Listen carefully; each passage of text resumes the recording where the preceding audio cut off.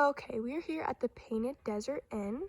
So the man who built this actually built it all with petrified wood, but it was later covered in stucco. And he built it as an attraction and a place to stay along Route 66. And you have a beautiful overlook of the Painted Desert.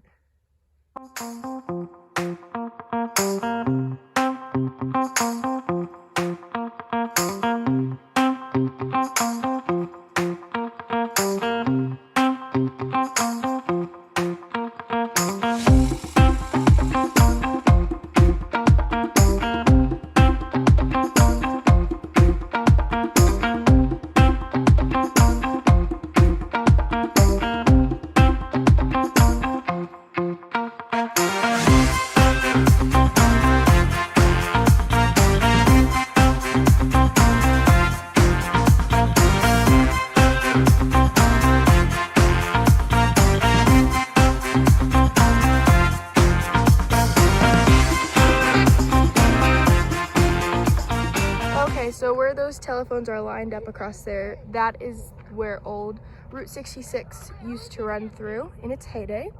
And that is the kind of car you would drive through in, or a type of car.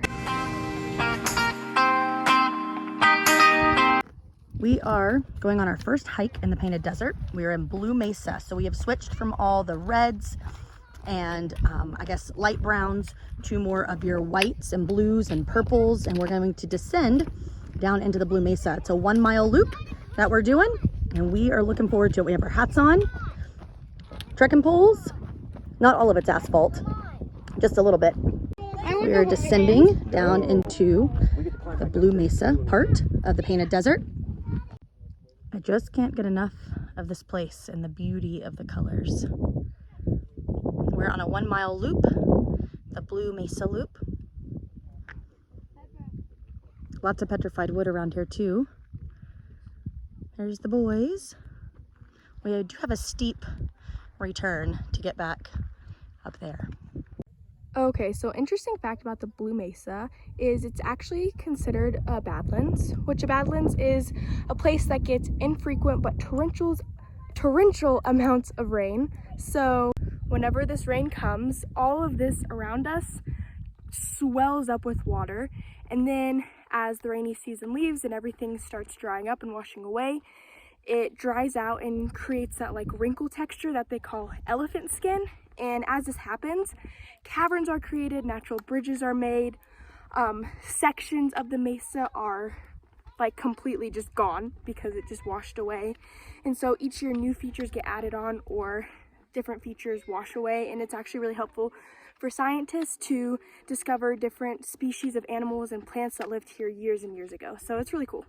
We are still in the trail, and we found this sand that if you touch it, it makes like an outline.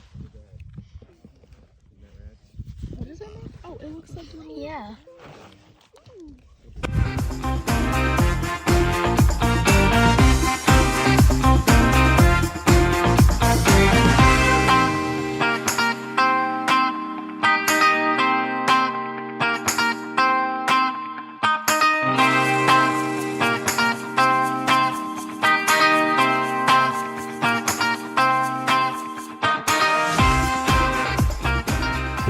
All right, we are starting our hike. It's called Giant Log Hike, as you can tell, because there's giant sections of petrified wood along the way. All the colors you see in petrified wood are so neat. So I kept getting petrified wood and driftwood confused. Come to find out, petrified wood is where it has been submerged underwater. So what happens is the water starts replacing organic materials with inorganic materials, and within it you get silica comes in, and you get that quartz appearance, that smooth, shiny appearance. Pretty cool. Never too old to learn. This is a video of Old Faithful. It is the largest piece of petrified wood that is known. It is 35 feet in length and 10 feet in diameter. You can see there that there appears to be some cracks. It was struck by lightning, and they did, at the time, the National Park Service glued it back together and put some concrete reinforcements underneath it. Interesting, we read that if that was to happen today, that the National Park Service would not have glued it back together and would have just kept it natural as it is. Pretty cool.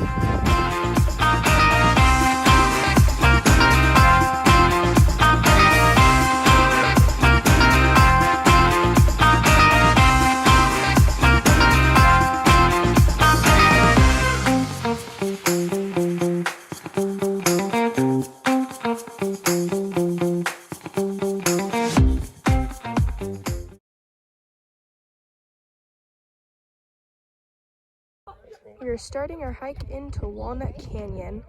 Our current elevation is 6,690 feet, and we have, luckily there's a staircase all the way down, and I think round trip is 720 stairs.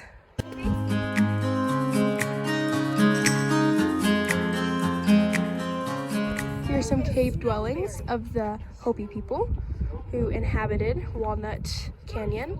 Interestingly, not much work was put into creating these houses because you already had the roof and the back wall. You just had to organize and plaster the stones in the front. It's really incredible. And this was your view from the front porch. Hey Christian, why are there ripples on the roof? Well, because back when this was all covered with water, this was the sandstone. It was wet, so it became weaker. So the wind went through here, and it created ripples. As well, it created cuts down in the canyon.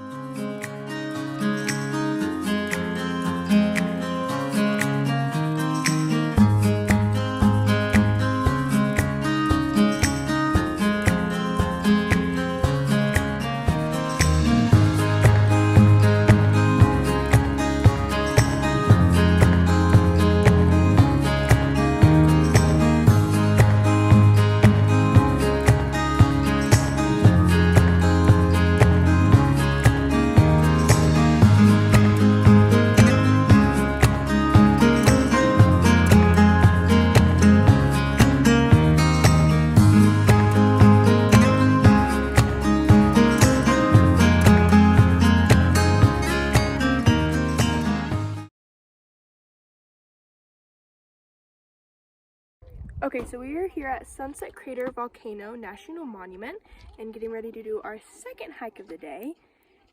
And this is so cool. This is what we're going to be hiking. And this is where we get to hike. This is where the lava flowed through when the volcano erupted. And this will be, it's pretty cool. What do you think, Sawyer? Okay. There's Christian over there.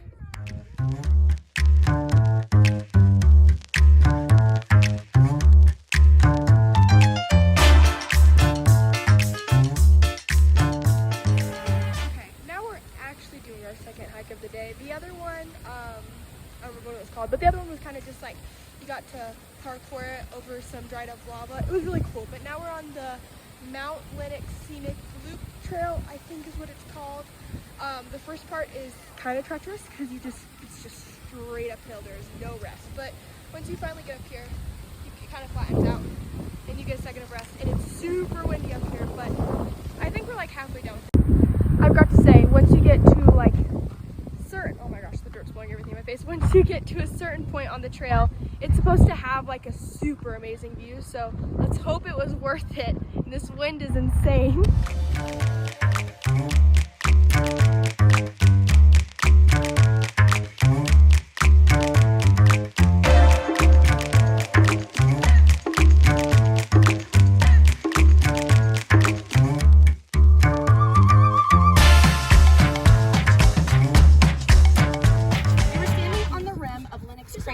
At the apex of a 250-foot high cinder cone volcano. The large crater-shaped depression in front of you is all that remains of the opening in the Earth's crust that allowed magma to reach the surface. Molten liquid spewed and spattered into the air, then cooled as it fell back in a ring pattern around the outside of the vent. The crater was deeper following the eruption. However, after many years of wind, rain, ice, and gravity have filled it with loose cinders. More recently, the eruption of Sunset Crater volcano blanketed Lenox Crater with a top layer of fresh cinders. All right, so right now we are on the eastern side of the San Francisco volcanic field, where nearly 600 volcanoes and uncounted lava flows have ripped through the Earth's crust. Every mountain in sight that we can see is a type of volcano. In front of you and to the right is the San Francisco Mountain, a composite volcano whose massive size and steep sides tell the story of a violent eruption in the past. The mountain to the south, which is on the left of the peaks, is Mount Eldon, a dome volcano created by thick lava piling upon itself. Sunset Crater and the Bonito Flow are behind you. At nearly 1,000 years young, Sunset Crater volcano is a geological infant. That's cool.